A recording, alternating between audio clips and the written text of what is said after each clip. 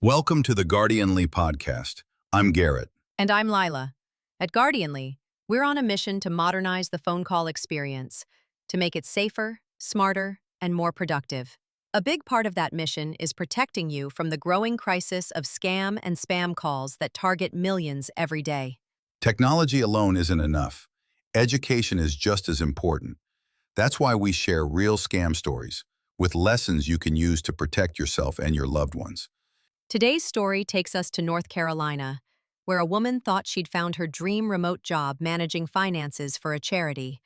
But behind the official-looking paperwork was a criminal ring that drained her savings and left her more than $60,000 in debt.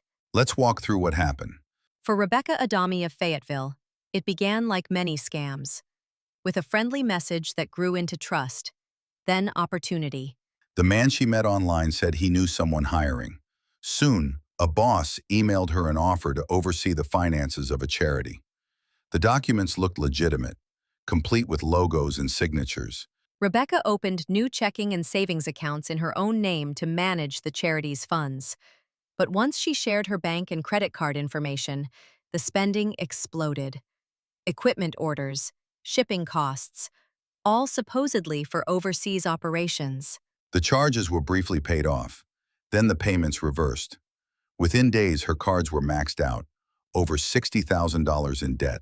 Then came two large fake checks, one for $32,000 and another for $35,000. She was told to deposit them and wire the funds elsewhere. Thankfully, her bank caught the fraud in time.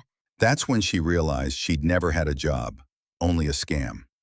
As she told ABC11 reporter Diane Wilson, "I have no money to do anything. It's really ruined my life." She reported the fraud, but because the transactions were in her own name, the debt remained. The emotional toll was as heavy as the financial one, the shock of realizing her trust had been weaponized. First, never open new bank or credit accounts at someone else's request. Legitimate employers handle company funds in company names. Be cautious of job offers that appear out of nowhere, especially those arriving by text or social media. Real companies conduct interviews and background checks. Always verify independently. Search for the organization or recruiter yourself. Don't rely on the contact details in the email. Never deposit checks and forward the funds to others. If the check bounces, you're on the hook for the entire amount.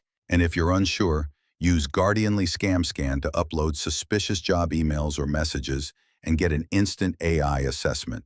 Scammers are getting more polished, using real company names and fake interviews. But remember, no real employer asks you to move their money in your own name. So that's today's story. Rebecca's devastating job scam. A reminder that fraud isn't always about romance or fear. Sometimes it hides behind kindness and opportunity. Next time on the Guardianly podcast, we'll explore another real-life case. A different scheme, different tactics, but the same lesson. Scammers are out there, and awareness is your best protection. Thanks for joining us today. If Rebecca's story resonated with you, share this episode with someone you care about. The more people we reach, the harder it becomes for scammers to succeed. Until next time, stay safe, stay aware, and remember, Guardianly is here to protect your calls, your connections, and your peace of mind.